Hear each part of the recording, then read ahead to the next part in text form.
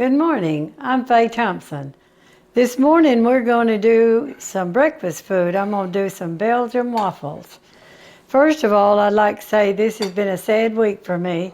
I lost one of my good friends that I've gone to church with for 65 years, Bonnie Sis. And I'm so sorry for her family. I'm going to get on now showing you how to make the Belgian waffles. First of all, I went ahead and fixed the yeast up because you have to wait about 5 or 10 minutes for it to foam. I used 1/4 cup of warm water, and this is really important for yeast. If you get it too hot, it'll kill the yeast. And if you don't get it warm enough, it won't foam up like this.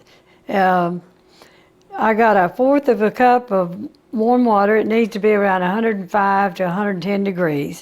And you see how it's foamed up really pretty. That's great.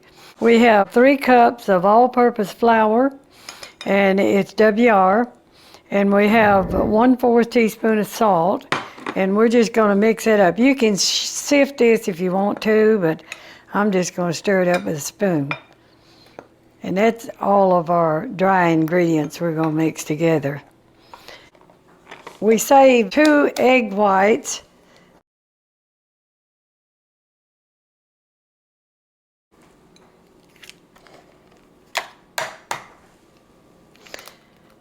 We're going to fold these egg whites in after we beat them up to a peak. Now this egg will have to go in here whole. We leave the whites in it. So we beat this up. And we're going to add this to the bowl. 1/3 cup of sugar. The yeast mixture, which is 1/4 cup of water and 1 package of yeast. That yeast rose up really pretty there. 1 stick of butter, which is 8 tablespoons of butter.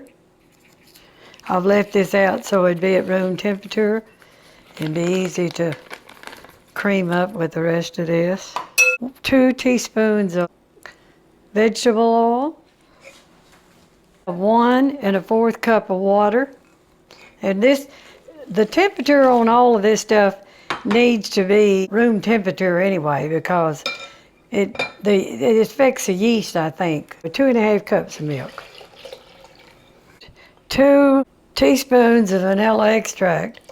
Now we're ready to mix up our liquids and get it creamy. We're going to add our dry ingredients. The great thing about waffles is that you can leave this, you put it in the refrigerator. When you put it in the refrigerator, you better get a container that's about 2 or 3 times the size of your liquid, the amount of liquid you have, because it will rise and run out on your refrigerator. I had that happen to me one time. So I try to get a container, this is what I'm going to use, large enough that it needs to be about 3 times as large as your batter is. I do that because I'll be safe.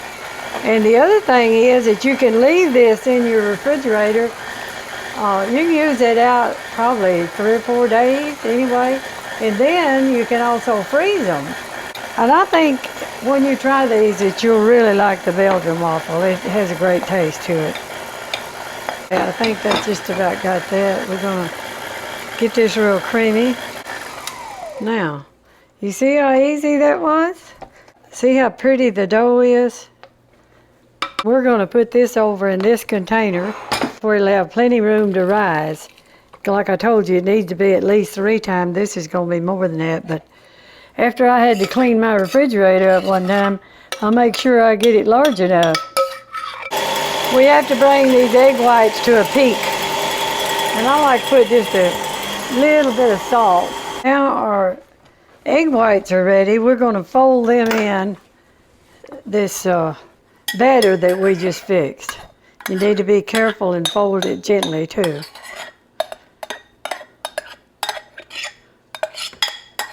And you don't put any sugar or anything in this egg whites either.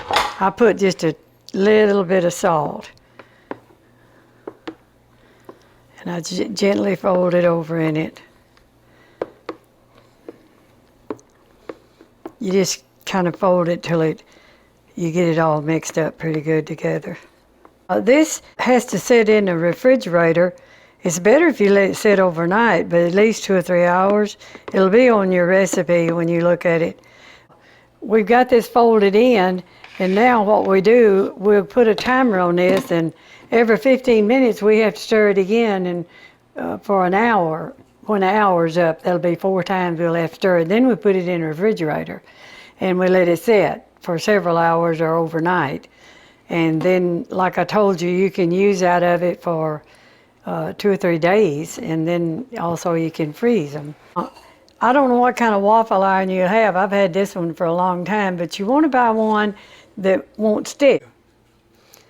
If you have trouble with your waffle iron sticking, you might want to spray just a little bit of Pam Original. It's an oil base anyway, and it'll keep it from sticking. It has the coating on it where it won't stick. I don't know how long I've had this one, but a long time.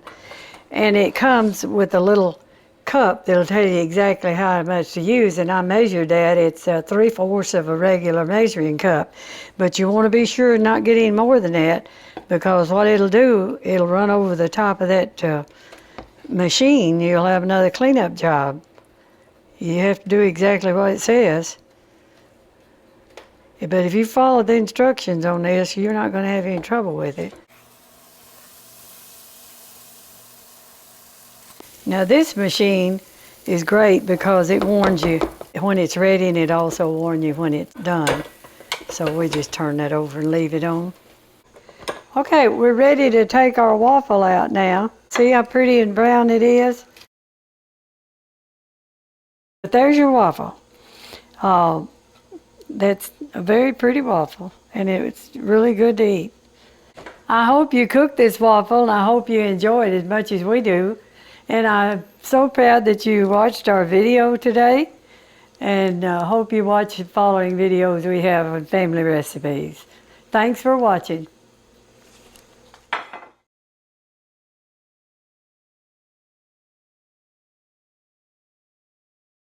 Yeah. This is my rose outside my kitchen window when I'm at the sink working. I look at it. Blooms almost all summer. It's a knockout rose, and I sure have enjoyed it.